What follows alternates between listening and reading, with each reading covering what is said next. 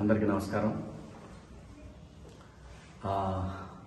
చాలామంది మిత్రులు నాకు ఫోన్ చేసి ప్రశాంత్ గురించి అడుగుతూ ఉన్నారు. నేను చెప్పేది ఒకటే, ప్రశాంత్కి ఏమీ కాదు. ప్రశాంత్ చట్ట ప్రకారం బయటకు వస్తాడు. చట్టం మీద గౌరవంతో ఉన్నాడు. తను ఎక్కడికి పారిపోలేదు. పారిపోయాడని చెప్పి రకరకాల థంబ్నెయిల్స్ పెట్టారు. అది చాలా బాధేసింది. దాని తర్వాత ఏంటంటే, ప్రశాంత్ ఎలాంటి వాడు 4 నెలలు ఒక హౌస్లో ఉండి చూశాను. వాడు చాలా మంచి కురాడు. ఓకే, వాయిస్ తోటి చిన్న గెలిచాను అనే ఆనందం ఒకసారి మనిషిని డామినేట్ చేయొచ్చు. ఏంటి, నేను అందరినీ కలవాలి, నా వాళ్ళందరూ వచ్చారు, ఇలాంటి పరిస్థితులు కొన్ని ఉంటాయి. అటువంటి పరిస్థితులు కొంచెం ఎక్సైట్మెంట్ ఫీల్ అయ్యి ఉండి తను పొజిషన్లో ఆ ర్యాలీలో పాల్గొన్నాడు. కానీ తనకు తెలియదు, తను హౌస్లో నుంచి స్టూడియో నుంచి బయటకు రాకముందే కొంతమంది కంటెస్టెంట్ల కార్లు అద్దాలు పగలటం ఇవన్నీ జరిగినాయి. అది చాలా బాధాకరం. కానీ నేను అనేది ఆ విషయం ప్రశాంత్కి తెలియదు. బయట ఎవరి అభిమానులు ఎవరో వాళ్ళు చేశారు. చేసింది ఎవరైనా సరే జరిగింది చాలా పెద్ద తప్పు. అలా ఎప్పుడు చేయకూడదు. ఎవరి అభిమానులైనా కానీ ఈ కార్లు అద్దాలు పగలగొట్టాలి. ఏమొస్తుంది? లోపల ఫ్యామిలీలు ఉంటారు, తల్లిదండ్రులు ఉంటారు, వాళ్ళ ఫ్యామిలీ ఎంత బాధపడి ఉంటారు. ఎంత బాధపడటం కాదు, ఆ టైంలో వాళ్ళు ప్రాణాలు అరిచేతిలో పెట్టుకొని ఉంటారు. ఇలాంటివన్నీ చాలా తప్పండి. అది ఎవరైనా సరే, అభిమానులు కావచ్చు, అభిమానుల రూపంలో ఉండి కావాలని చేసిన వాళ్ళు కావచ్చు, దాన్ని తీవ్రంగా ఖండిస్తున్నాను. ఇంకో విషయం ఏంటంటే, ప్రశాంత్ గురించి నేను ప్రతిసారి మాట్లాడాల్సిన అవసరం లేదు. ప్రశాంత్ ఇష్యూ అయిన మొదటి గంట నుంచి ఈ క్షణం వరకు ప్రశాంత్ విషయంలో ఏం జరుగుతుందో ప్రతి ఇన్ఫర్మేషన్ నాకుంది. సో కాబట్టి నేను ప్రతిదీ ప్రూవ్ చేసుకోవాల్సిన అవసరం కూడా నాకు లేదు. ఎందుకంటే వాడికి నేనేంటో తెలుసు, నాకు వాడేంటో తెలుసు. ప్రశాంత్ చట్టాన్ని గౌరవించే వ్యక్తి. చట్టాన్ని గౌరవించి చట్ట ప్రకారం తను బయటకు వస్తాడు. అది రేపు ఖచ్చితంగా ప్రశాంత్ బయటకు వస్తాడని ఎక్స్పెక్ట్ చేస్తున్నాను. రేపు కాకపోతే ఎల్లుండి కాకపోతే మండే.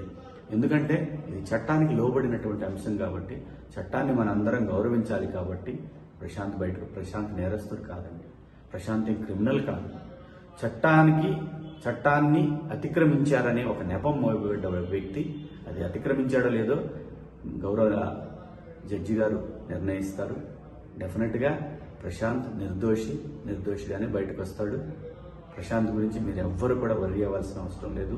వాళ్ళ నాన్నగారు, వాళ్ళ బావగారు, వాళ్ళ కుటుంబ సభ్యులు కంటిన్యూస్గా నాతో టచ్లో ఉన్నారు. అంతా కూడా కంట్రోల్లోనే ఉంది. ఎవరు కూడా భయపడాల్సిన పని లేదు, బాధపడాల్సిన పని లేదు. మనందరం కూడా చట్టాన్ని గౌరవించాలి, రాజ్యాంగాన్ని గౌరవించాలి.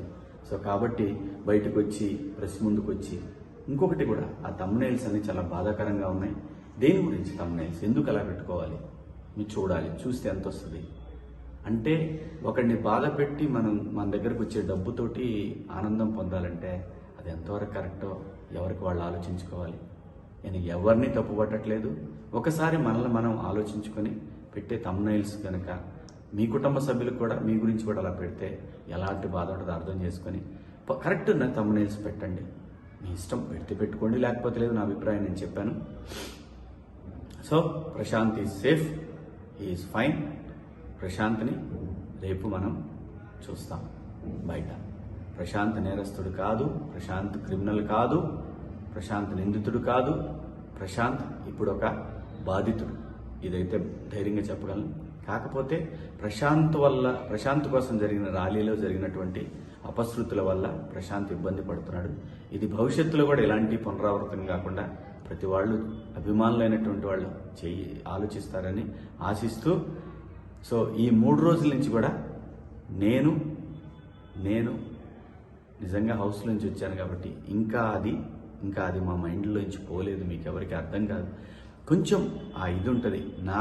నేను తట్టుకున్నాను, కానీ ఆ వయసుకి ఆ పిల్లలు తట్టుకోలేరు కాబట్టి కొన్ని ఆ ఇబ్బందులు కూడా ఉన్నాయి. సహృదయంతో మీరు అందరూ అర్థం చేసుకుంటారు. నిన్ననే యావర్ని కలిశాను. మొన్న నైట్ యావర్ని కలిశాను. కలిసింది ప్రతిదీ చూపించాల్సిన అవసరం లేదు. ప్రతిదీ మనం ఇప్పుడు హౌస్లో ఒక గేమ్ కోసం వెళ్ళాం, అక్కడ స్నేహితులు అయ్యాం. ప్రతి విషయంలోనే ఇన్వాల్వ్ అవుతారని ఆశించడం కూడా అది కరెక్ట్ కాదు. కానీ ఒక మనిషికి ఇబ్బంది అయినప్పుడు వాడు నా మిత్రుడైనా కాకపోయినా సరే కాజ్ జెన్యున్గా ఉంటే నేను శివాజీ అక్కడ ఉంటాడు. సో దాని గురించి అందరూ ప్రశాంతంగా ఉండండి. Prashanth is safe, Yawar fine. ఎందుకంటే వాళ్ళిద్దరూ నాకు బిడ్డలు లాంటి వాళ్ళు. ఖచ్చితంగా మా స్నేహం కలకాలం ఉంటుందని నేను ఎక్స్పెక్ట్ చేస్తున్నాను. సో మీ అందరికి కూడా బిగ్ బాస్ హౌస్లో మీరందరూ కూడా మమ్మల్ని ఎంతో ఎంకరేజ్ చేసి ఈ పొజిషన్కి తీసుకొచ్చిన మీ అందరికి కూడా పేరు పేరున ధన్యవాదాలు తెలుపుకుంటూ, మీడియా మిత్రులకు కూడా కొంచెం సంయమనం పాటించండి. కొంచెం యూట్యూబర్స్ అందరికి కూడా నా విజ్ఞప్తి ఏంటంటే సోషల్ మీడియాలో కొంచెం సంయమనం పాటించండి. దీనివల్ల ఏమీ రాదు. సరైన కంటెంట్, సరైన కథ ఉంటే చిన్న సినిమా అయిన పెద్దగా ఆడుద్ది. మీరు సరైన కంటెంట్ ఇస్తే ఖచ్చితంగా చూస్తారు. థంబ్నెయిల్ ఒకటి ఉండి వీడియో కంటెంట్ ఇంకోటి ఉంటే చూస్తారు, క్లిక్ వస్తుంది. కానీ అది రన్ అవ్వకపోతే మీకు కూడా ఏం ఉపయోగం ఉండదు. ప్లీజ్ దయచేసి కొంచెం సంయమనం పాటించండి. మీ ఇంట్లో వాళ్ళు కూడా ఇలాగే ఇబ్బంది పడతారు కదా. సో దయచేసి అందరం బాగుండాలి, అందులో మనం కూడా ఉండాలి అని అనుకుంటే అందరం బాగుంటాం. మీడియా మిత్రులందరికీ కూడా సహకరించిన మీడియా మిత్రులందరికీ, అలాగే పోలీసు వారికి, అలాగే చట్టాన్ని గౌరవించే ప్రతి ఒక్కరికి కూడా ధన్యవాదాలు. Thank you so much.